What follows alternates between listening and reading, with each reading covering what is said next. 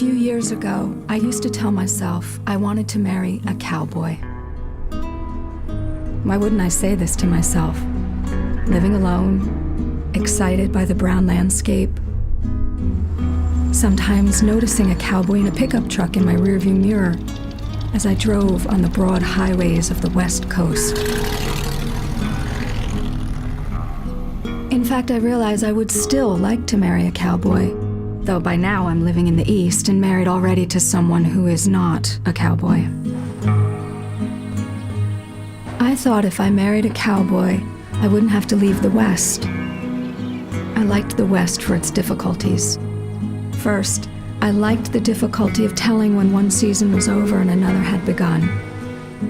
And then I liked the difficulty of finding any beauty in the landscape where I was. I told myself I liked the way cowboys dressed, starting with the hat and how comfortable they were in their clothes. So practical, having to do with their work. That's interesting because But what would a cowboy want with a woman like me? An English professor, the daughter of another English professor. Not very easygoing. Indentations, but then, 6 indents in, then you have like the Polish Revolution, and it has the same weight as, in the dark times I sing karaoke. The piece is trying to say, in these nested ideas is what thinking looks like. Yeah. I mean, because I like the way that you've got it set up now. So though I was a teacher outside, I was something else inside. Then you go into more personal about like my hobby that I have, and if it's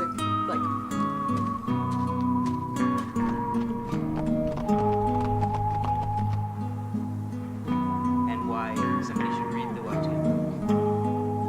And I have a feeling that the answer to that is somewhere in your narrator.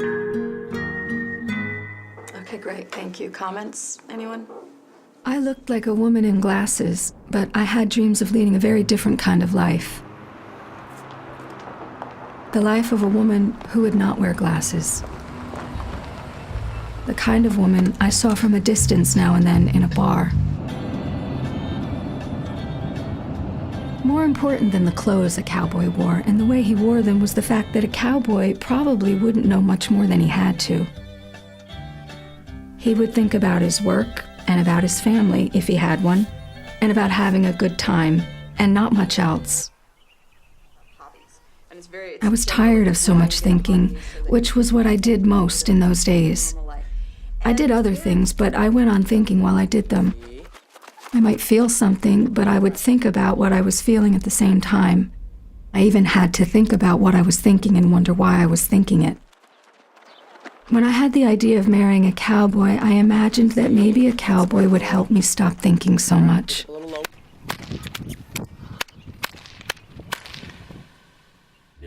I thought that when my mind, always so busy, always going around in circles, always having an idea and then an idea about an idea, reached out to his mind, it would meet something quieter, that there would be more blanks. That some of what he had in his mind might be the sky, clouds, hilltops, ropes, saddles, horsehair, the smell of horses and cattle, motor oil, calluses, grease, fences, dry stream beds, lame cows, stillborn calves, freak calves, veterinarians' visits, treatments, inoculations. I imagined this even though I knew that some of the things I liked that might be in his mind, like the saddles, the saddle sores, the horsehair, and the horses themselves, weren't often a part of the life of a cowboy anymore.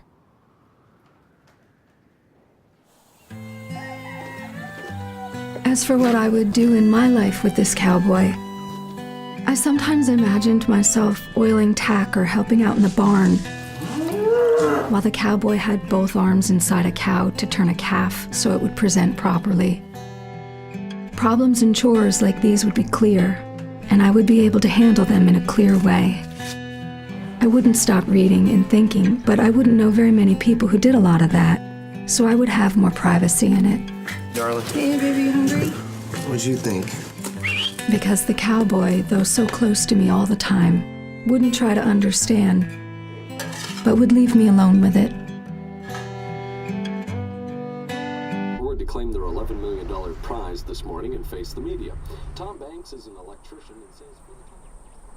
All I wanted to do was go out into the middle of the desert, as far away as possible from everything I had known all my life. Go out into the middle of the desert and run a motel by myself with a little boy.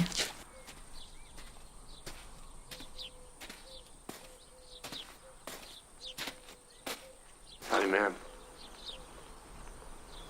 Got a room? And have a worn-out cowboy come along. A worn-out, middle-aged cowboy. Alcoholic if necessary.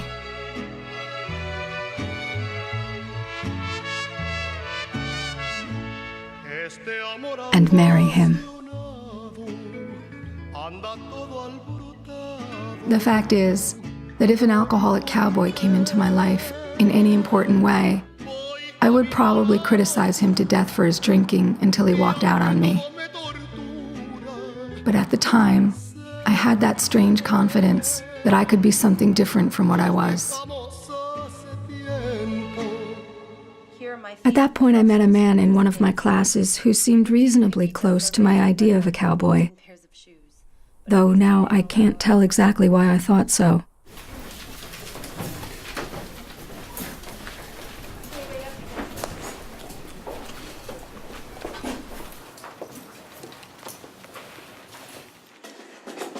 So, What would you like for dinner?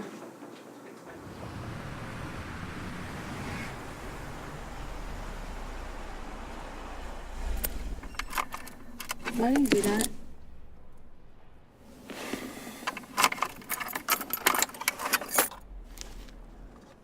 Some men are after me.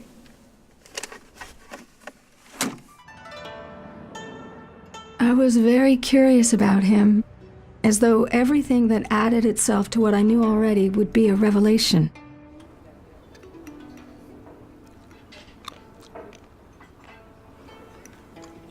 Would you mind if I took your unused mustard sauce?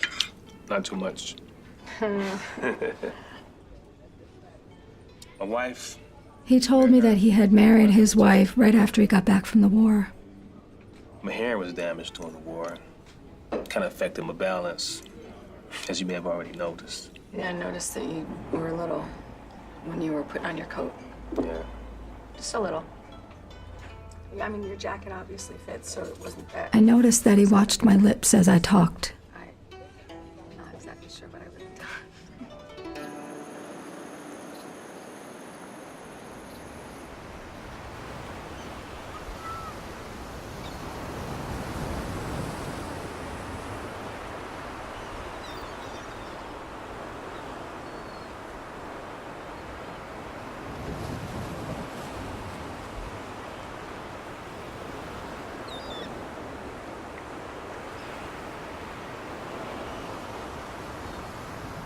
He told me his wife was coming home in a few days to try living with him again. I can't see you again. I know. I told him I wasn't expecting that anyway, because I was leaving the West soon. It wasn't quite true that I hadn't expected to see him again, but it was true that I was leaving soon.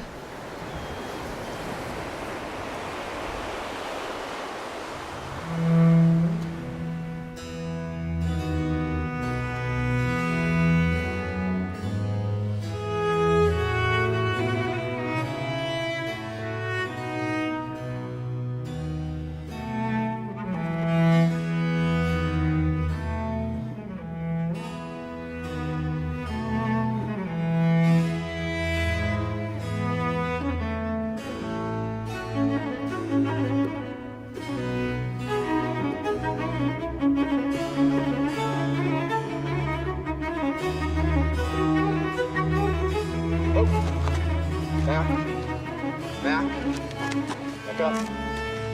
Back up. Back up.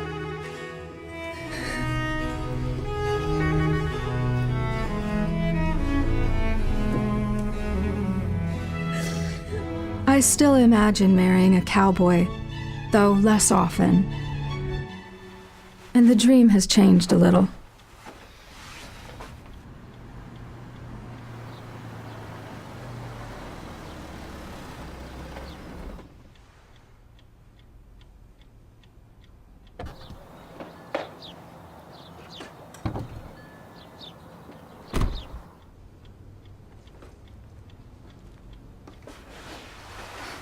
By now, I'm living in the East, and I'm so used to the companionship of my husband that if I were to marry a cowboy, I would want to take him with me. Should we go in? Though he would object strongly to any move in the direction of the West, which he dislikes.